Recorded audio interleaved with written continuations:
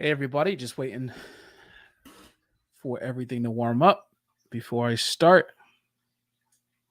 And I'm going to just roll the intro here as we get started and as people come in. I'm discussing today, I'm breaking down the new $20 California minimum wage law and what it means. There's a lot of talk about this, a lot of hubbub, and we're just going to go through it bit by bit.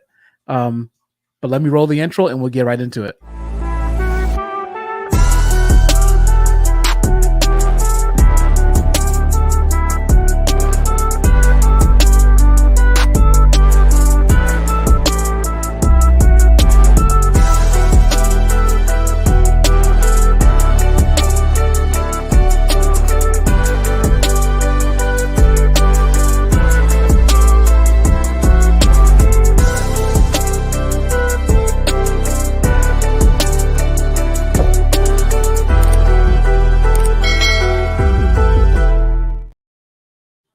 Welcome to the Common Sense Show. I'm Micah, and I am here today because I'm talking about the $20 California minimum wage law that just went into effect and what it means. As you know, on this show, we talk about business strategy, and how you can transform your business by, having good operational efficiency and strategies. But today, I thought I wanted to just kind of take a step back and talk about this $20 California minimum wage law and what it means.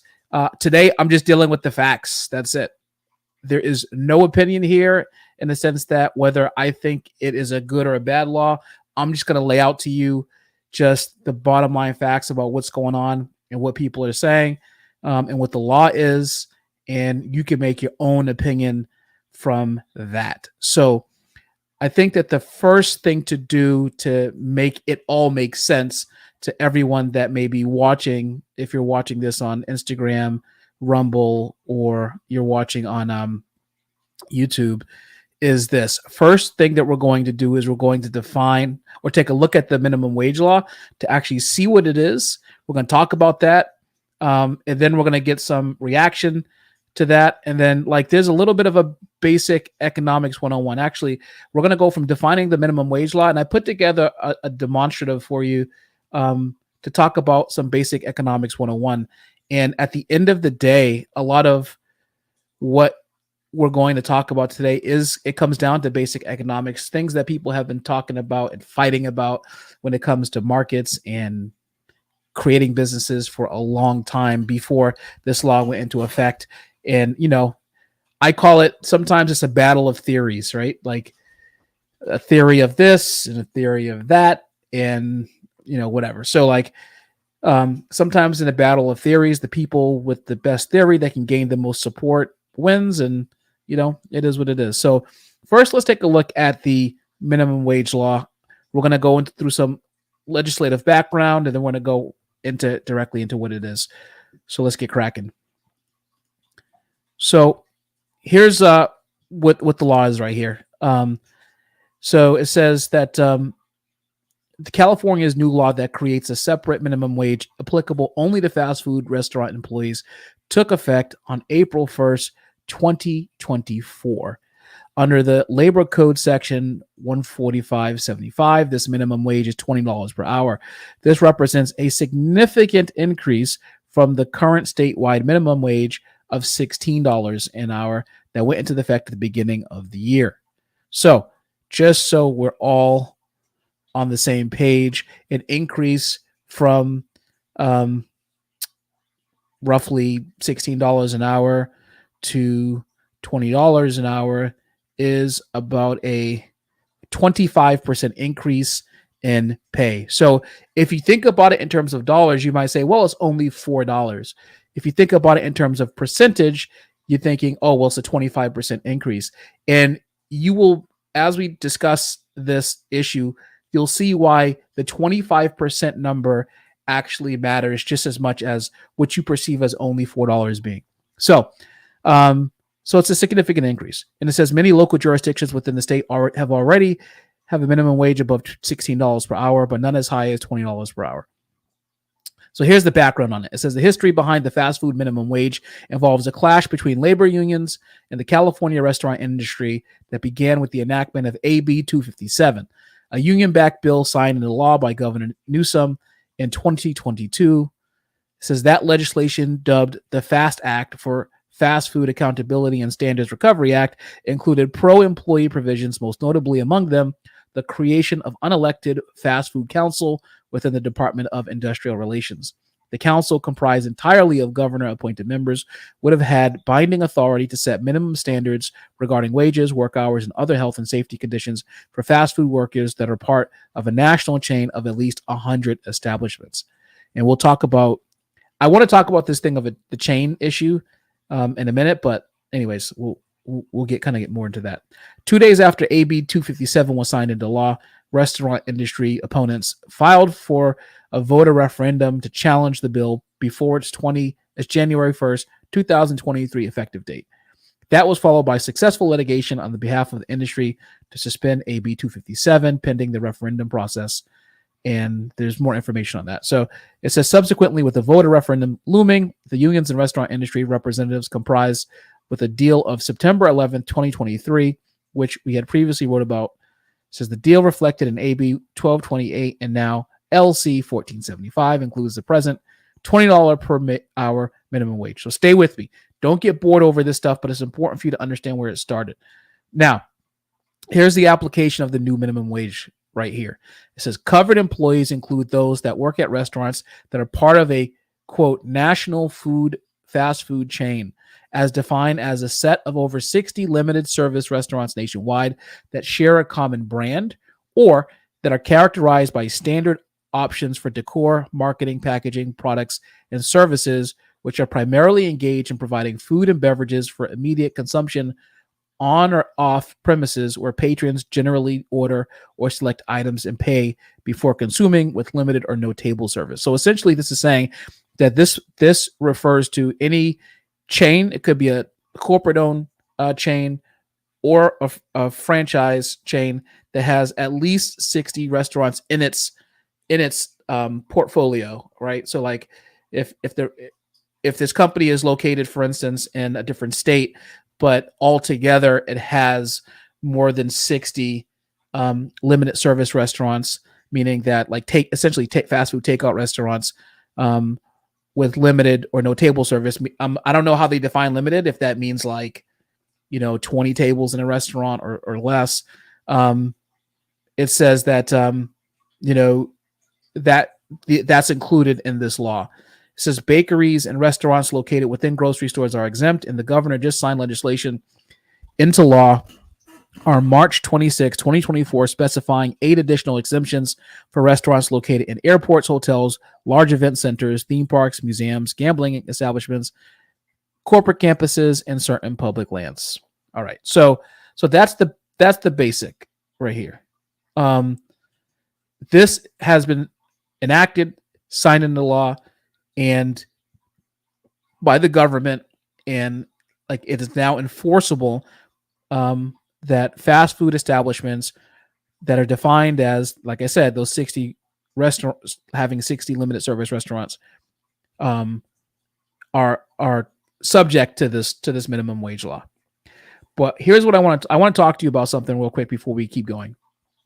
So first and foremost, one thing, hold on one second. I am freezing in my office. I'm going to turn on the heat. Give me 1 second.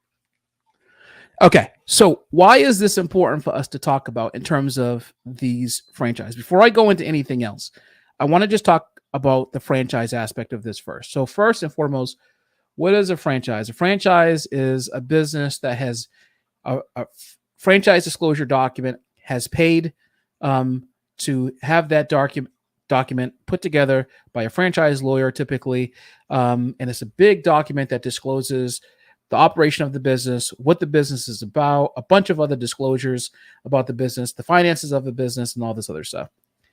The person has traded, a person also has an operating manual, and someone has purchased this operating manual or the means to operate this under franchise and federal law. That essentially constitutes a franchise.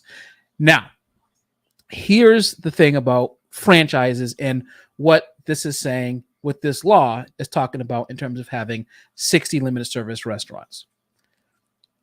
The people who typically buy franchises buy them as single unit operations. That means that even though the restaurant that's being purchased that may have a big name is often, whether it's a restaurant or a different kind of franchise, home service, fitness, whatever, is often a mom and pop operator versus a institutional operator, meaning that it's a company report that perhaps became a big portfolio purchaser of a franchise and decided to have an operations team, like a CEO and some other executive functions, run 200 of these franchises. The concern is that a person like you or me, one individual who decided that they were going to, instead of trying to figure out how to operate a restaurant on their own, went out and purchased the rights to a franchise and its territory and decided that they were going to go into business and start their own restaurant. The thing about that is that oftentimes that these franchises are operated by independent owners, meaning these are still small businesses, even though they are businesses that are under the umbrella of a franchise. So these are small business owners that have decided to pay a franchise and be part of the collective together. And that point alone does not make that individual franchisee equal to the corporation from which they bought the franchise rights. So I hope we're on the same page with that. If you understand what I'm saying, put a yes in the comment section, okay? Just type in yes if you understand what I'm saying, if I'm talking about. And while I'm going, if you have any questions, feel free to write in there as well. Okay. But here's the thing. I want you to understand that the basic rule of economics applies here with this minimum wage law.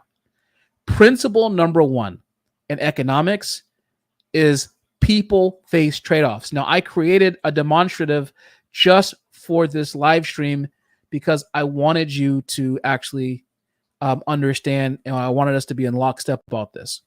So we know that the government decided to create a wage law for $20.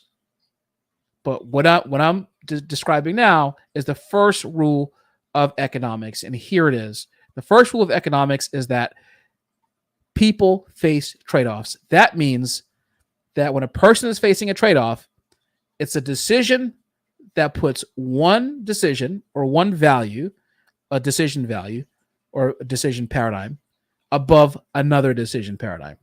To put this into context, this is like today is Sunday, okay? And you have to decide as an individual whether you're going to go work out in the morning or whether you're going to go out to coffee with your friends. Trade-offs. So let's say that you decided to go work out. It means that, frankly, you, for that hour in the morning where you could have had coffee with your friends, valued working out and not missing a workout over the coffee and the time spent with your friends. It does not mean that you don't value your friends' time. It certainly doesn't mean that you don't like coffee. It just means that the trade-off that you are willing to make or the cost that you are willing to incur was the time spent with your friends and the coffee that you would have enjoyed. That is a trade-off. And so basic first principle of economics is that people face trade-offs. So oftentimes there are things like ripples in the pond. If you take a stone, you throw it in the pond, that the water scatters. There are things that cause a person to have to make decisions about these trade-offs. Nothing happens in a vacuum, and people are not inert blocks of wood that won't respond to something, a stimulus or things when it happens. People make decisions often based off of what happens somewhere else, right? These are basic economic principles, number one. And number two, these are basically common sense things that if I didn't tell you this, you probably would still understand what I'm saying, right? This is common sense. This is how the common sense actually works. So when the state of California passed a $20 minimum wage for food worker employees, what they did was this now put these businesses that perhaps were franchises or just had larger restaurant chains that fit that mold of who would be subject to this law in the position where they have to make the trade-offs. And what are the trade-offs or the decisions that they have to make? Remember, this is a 25% increase in the amount of money that they're paying at a minimum their workers. So now what they have to decide is, am I willing to incur a 25% higher cost for having these employees? What am I going to do with this cost? Because the cost doesn't just sit there. Now, I think that the assumption is that the 25%, I think sometimes when these laws are passed, and remember, I'm just dealing with the facts. I'm not jumping on sides. This is just facts. Sometimes the attitude is when cost of delivering a service or the cost of human labor goes up, that corporations are making so much money that they'll just eat whatever the increase is because they're making it somewhere else. If you're watching this and you've watched my podcast for a while, you already know that, and you run a business, you already know that that's not true.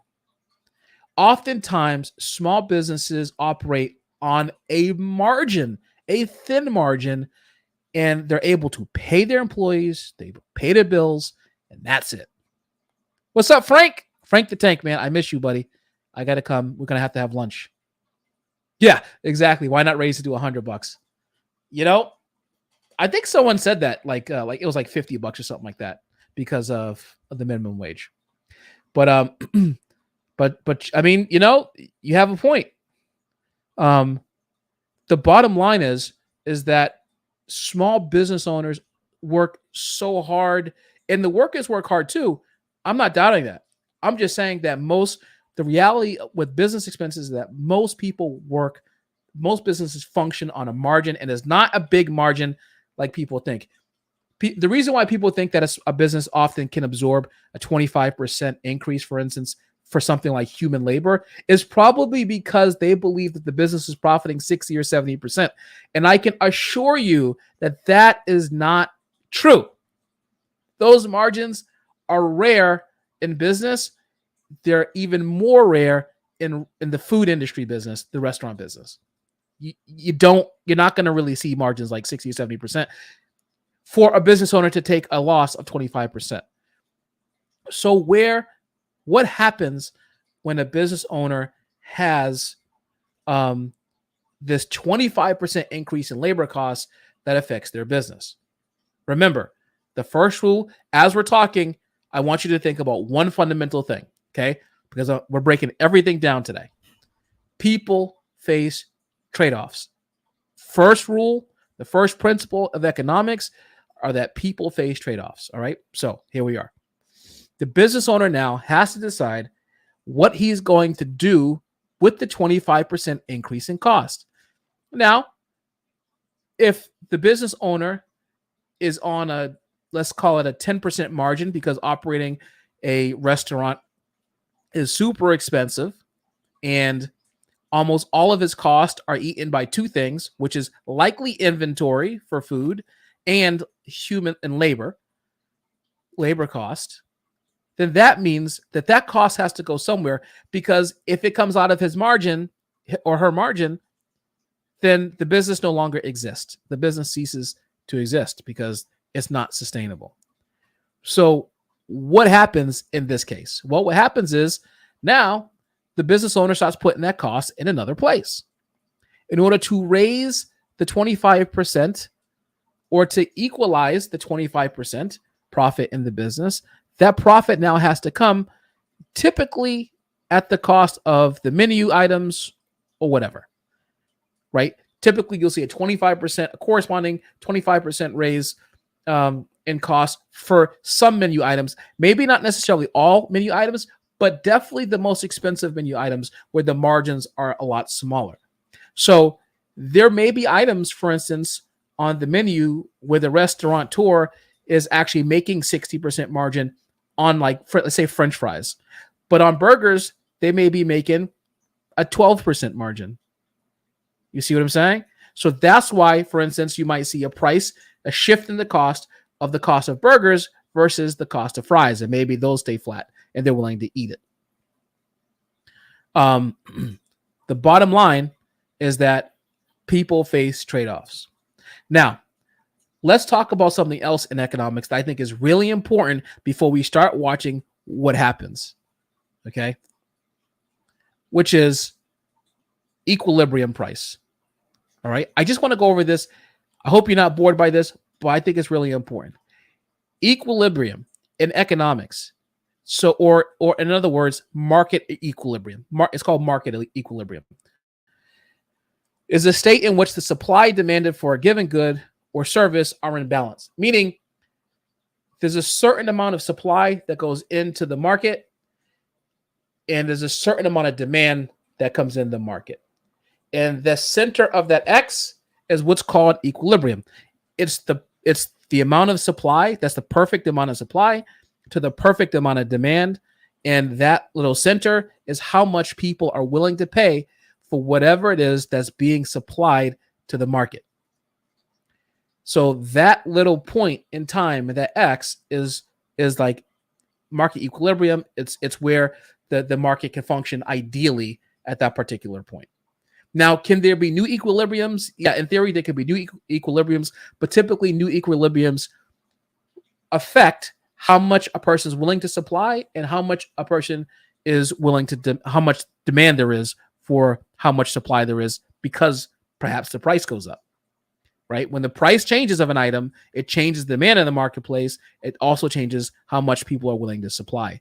And the supply could be one of two things. It could be human labor, or it could be the actual product or service that they're actually providing. So now that we have some of these economic principles kind of laid out there, what are some things that affect, I didn't even show you this here, let me show you this.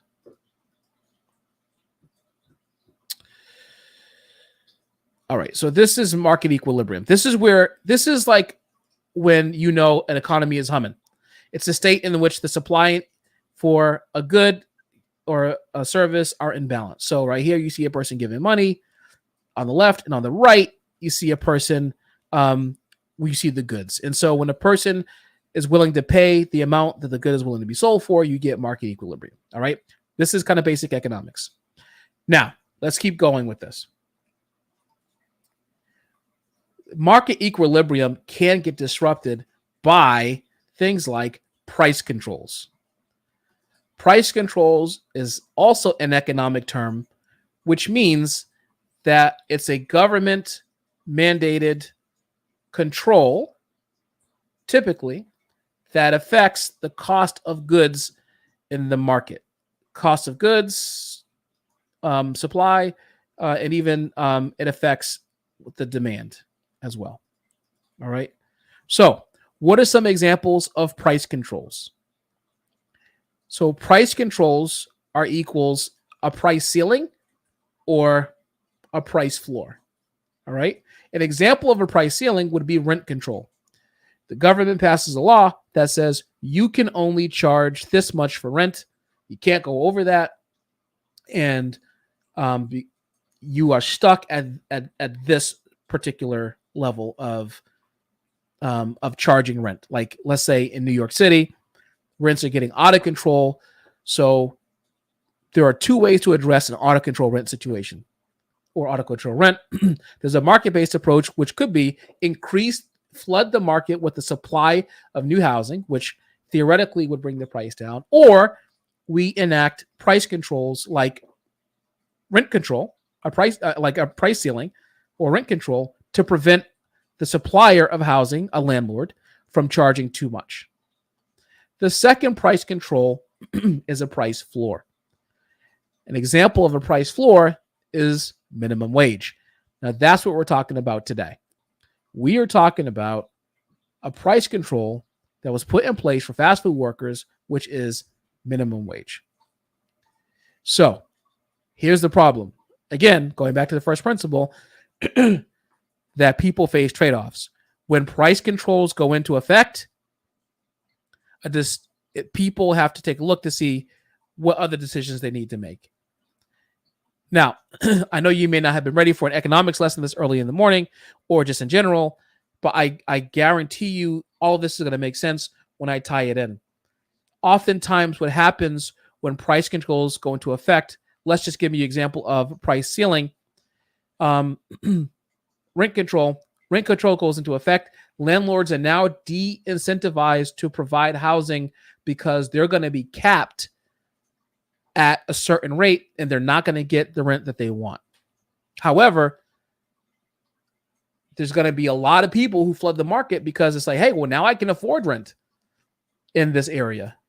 But the supply of all those houses is going to contract, and there's still going to be not enough housing for people who are looking for it because there's going to be less supply in the market. Now, with minimum wage, because it has to do with operational expense, it changes the game. I told you that people make trade-offs. So let's take a look at we're going to take a look at some of the trade-offs that people have had to make because of this new minimum wage law. All right. It's time. We're going to break it down. These videos are going to, I think, perfectly encapture what happens or what happened when the minimum wage law went into effect. All right. So let me just pull it up. Hold on one second.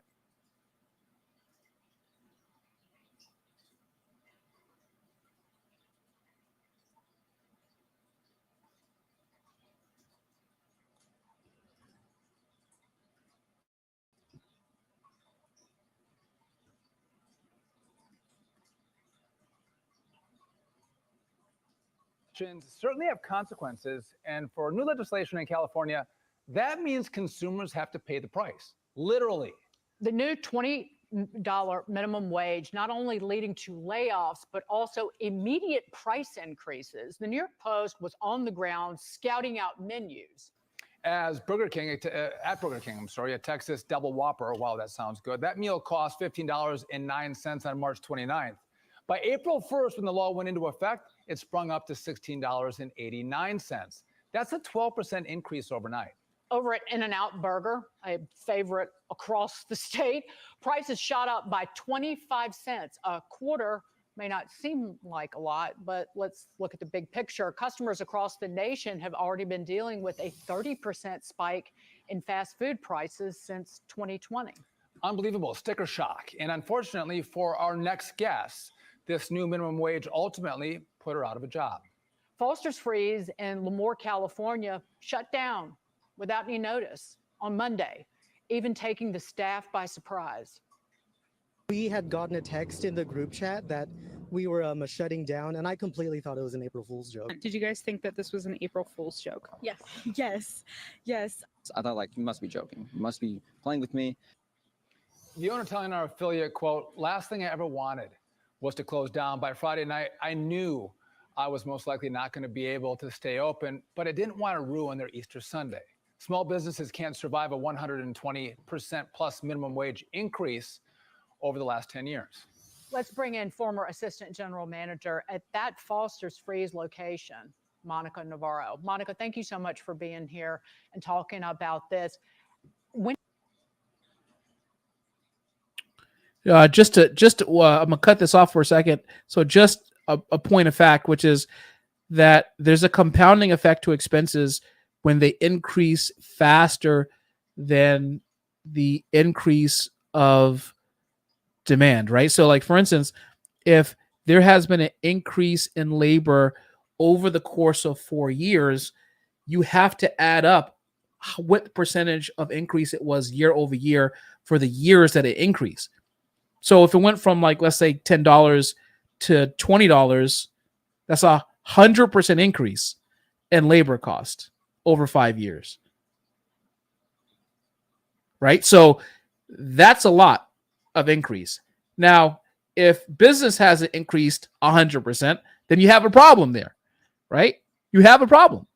And so what we're going to see, and we're going to continue to see in this video, is the effects of what happens when these trade-offs are made. When did you find out that the Foster's Freeze location was closing? So 2 of my coworkers were actually going in to clock in for the morning. And right after that, that's when I got a phone call that we were closing. So they found out right as they were about to clock in for the day. So Monica, what does this closure mean for you and the other employees that you work with? Where do they go now? What jobs do they get now? It's a shock. I understand that California is an at-will state, so we don't really have to have a notice, but it would have been nice to have a notice. So that way we could go get some applications. I could prepare them. The best I can do is honestly give them some references. Did the owner blame the minimum wage increase? Did you get a chance to speak to him? I did get a chance to speak to him. He did blame it on the minimum wage increase. Although from my understanding, I think we were exempt from it because of the amount of locations that he personally owns. But he did ultimately blame it on that increase. Mm-hmm. Monica, what's the perception of people your age in California, or even the employees you worked with? Would they rather have a job at $15 an hour, or would they rather have a $20 an hour opportunity for a job, but no job at all? From the people that I spoke to, my employees, we would have rather stayed at the wage that we did have before, just because now we don't have a job. And those who are still working in the areas around us that went up to $20 an hour, they got their hours severely cut, and it's a lot less people working on shifts, so their jobs got a lot more difficult. Monica, the state you're in, California, had the slowest job growth in the whole country last year. It has the highest unemployment rate. The minimum wage for workers in fast food just got hiked. Layoffs are happening. What is your message to the politicians in the state, even all the way up to the Governor Newsom? I can see their intentions with increasing the minimum wage, thinking that it will attract more people, but I honestly don't think it'll work. This is not the first business that's closing. There's already a few local businesses for me that are closing, so I feel like this is just only the beginning. Monica Navarro, good luck as you go to your next adventure, next job. We appreciate you joining us on The Bottom Line. Good luck. Thank you. And hard work will get you everywhere, Monica. Thank you so much. No doubt. And a good. All right, so there's one example of a trade-off, and that was made due to the price control that was put into place. But I want to just kind of make a point, is that it's granted, not everyone will always lose their job when minimum wage comes up, if minimum wage increases, or there's a price control of something like that. But let's say that you're making $20 an hour, working 30 hours a week, so you're making $600 a week.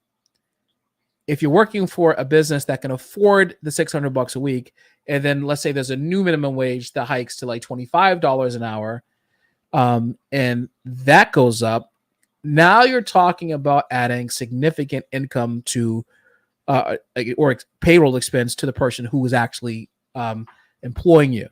So what that person is going to do is simply cut your hours back till they get back to the thing, to the payroll that they're comfortable paying and that they budgeted for on a regular basis. So yeah, not everyone may always lose their job, but hours will be cut, and you may end up making a lot less than you were making before, so that a business can try to balance their books. So this is kind of part of the trade-off. And so I want to take a look at this next story here that kind of continues to go into it. So here we go. And we begin at 4 with that major minimum wage increase for fast food workers across our area. Good afternoon, everyone. I'm Carolyn Johnson. And I'm Lolita Lopez in for Michael Brownlee. Many restaurants already responding to the wage hike, raising the prices on everything from coffee to burritos to burgers. NBC4's Conan Nolan joins us now from the newsroom with more on what this means. Conan. That's right. Never before has an industry faced a surge in labor costs like this one. Normally, minimum wage hikes are phased in over time. This was a 25% pay hike all at once.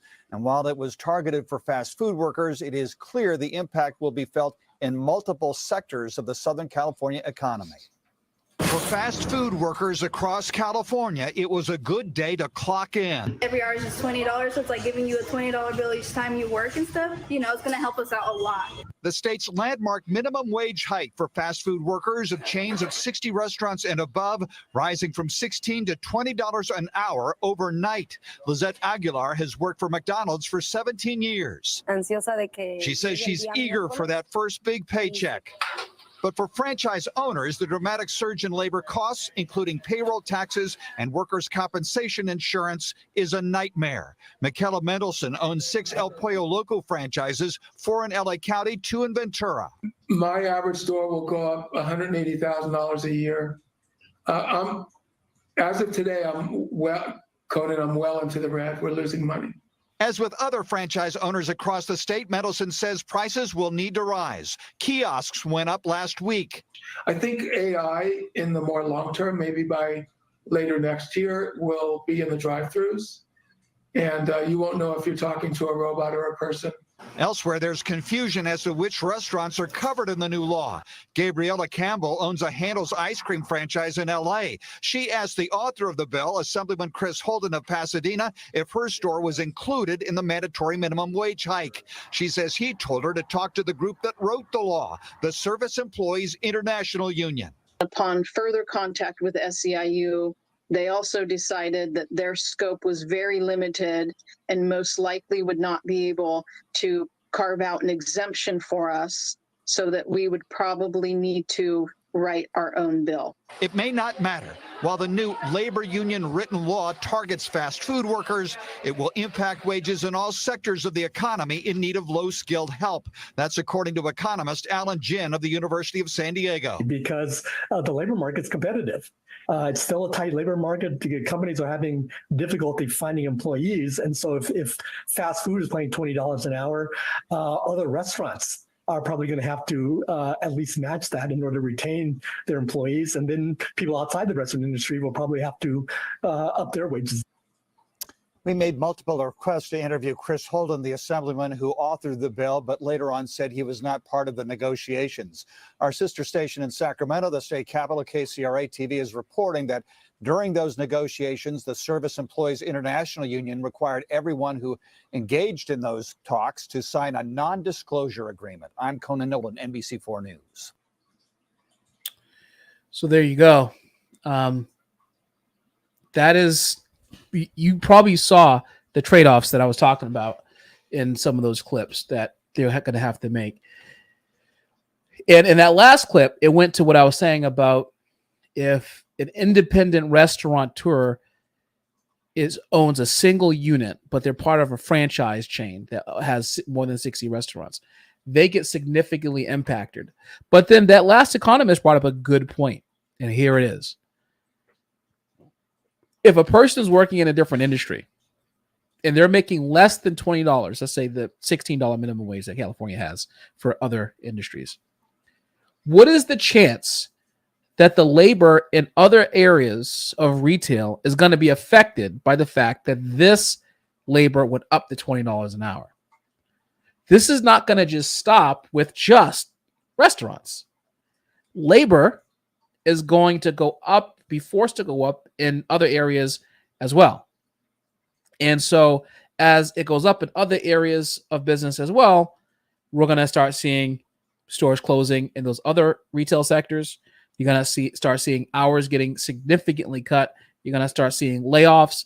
And ultimately, you're going to start seeing store closures, because an artificial increase that's not market-based in labor cost is going to automatically make the labor costs rise because the demand for labor at $20 an hour from the people who are working is going to go up as well in other sectors.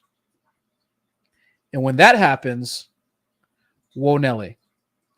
Another factor of this is how many people are going to actually want to pay the cost of the brand new cost of a good because the price of labor went up. Now, everyone has like a cap on how much they're going to want to spend on a Happy Meal, but there's a cap on how much the consumer is willing to pay for a Happy Meal. So maybe someone who used to be willing to shell out money for a Happy Meal like once a week is now not going to be able to get a Happy Meal for less than, I don't know, $15. And who's going to pay $15 for the kid to have a Happy Meal?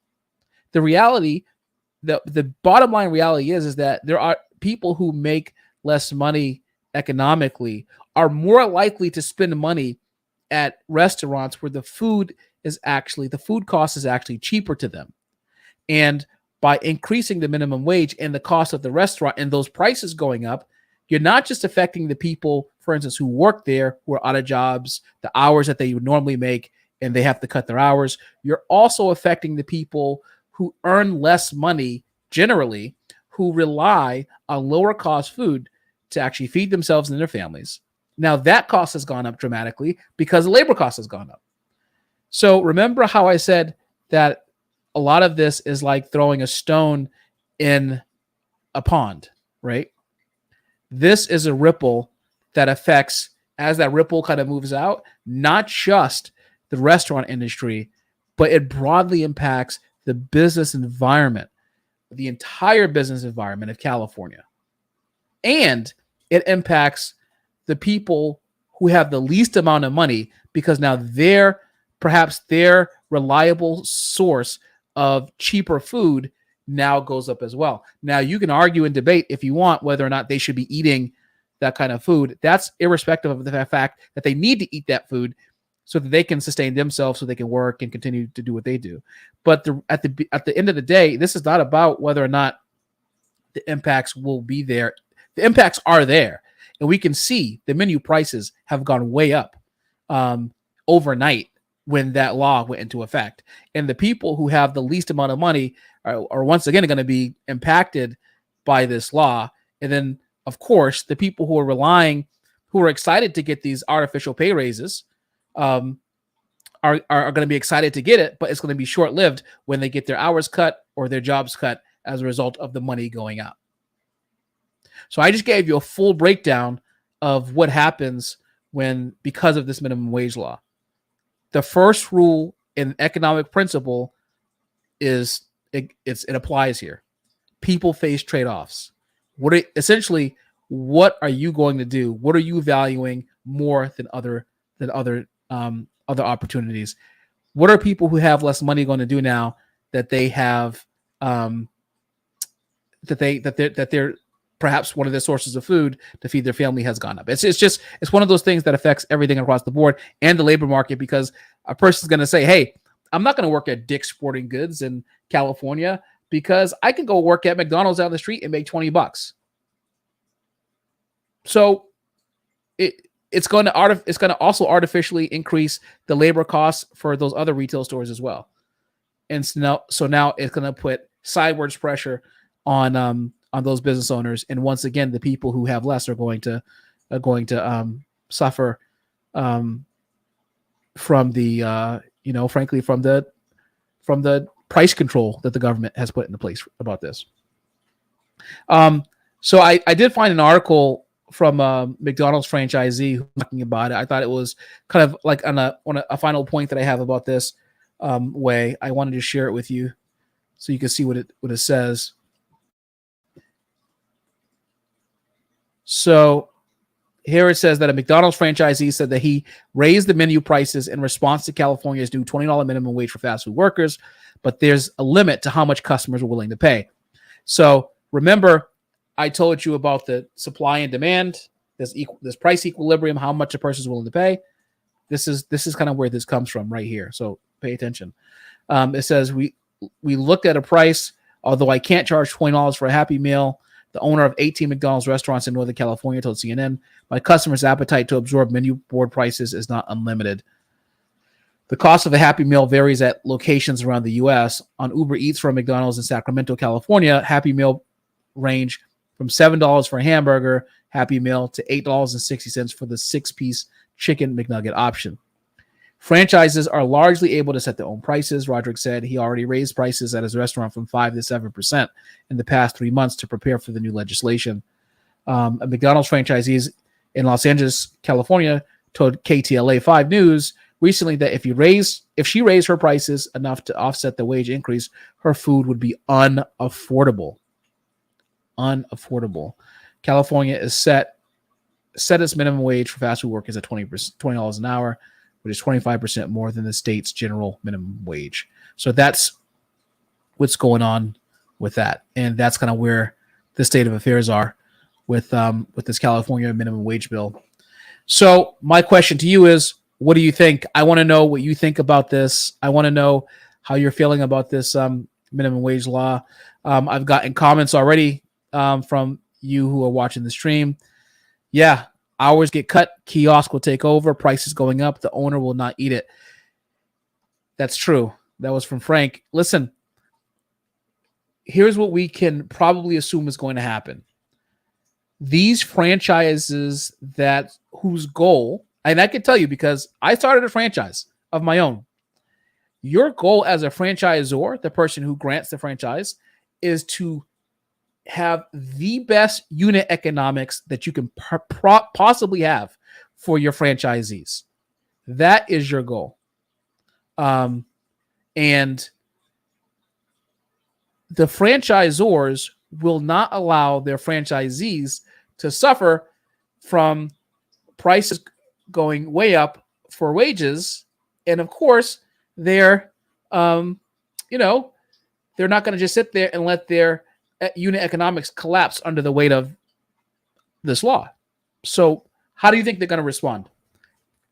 My guess is that they're going to respond by creating a technology that displaces human capital with AI and machines. Now, it's been happening in the workforce for some time now. And oftentimes, companies are not incentivized that much to move faster to implement these changes.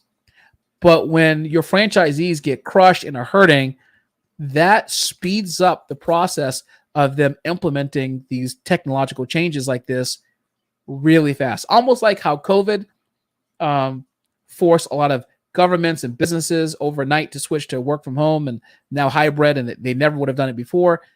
In the same way, as an example, artificial hikes in things like fast food will cause franchisors to innovate technological ways to show up for their employees. I mean, for the franchisees, so they can restore their margin, and that's just going to mean that there's going to be a big cost in cutting labor. Hey, thank you, regular guys. Positive explosion, positive vibes, positive energy. Absolutely. Here you go. You got to be positive, but people are not going to sit by and watch their margins evaporate under the weight of a law.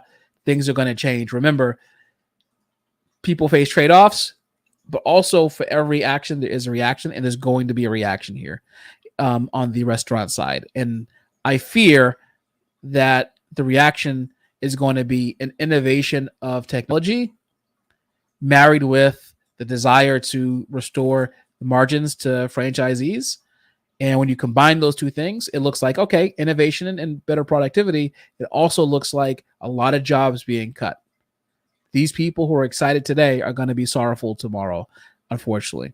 One way to have kind of the market increase wages is to provide incentives for your employees as a franchisee to gain more skills like management skills, restaurant certifications, and things like that to raise their wage up, because they can now contribute more to the business, which makes it more profitable. And then that person becomes more market ready and market possible to explore other opportunities. That's one way to get wages up.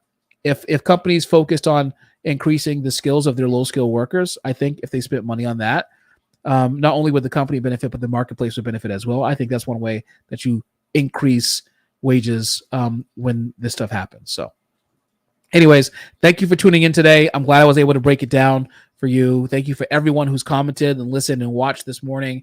You can watch us on a replay on my YouTube channel, The Common Sense Show. That's The Common Sense, like dollars and cents, CENTS show. Search that on YouTube. Find Dissecting the New $20 California Minimum Wage Law and what it means. And you can replay this. So until next time, I'm Micah. You're you. Thanks for joining. I'll talk to you later. Bye.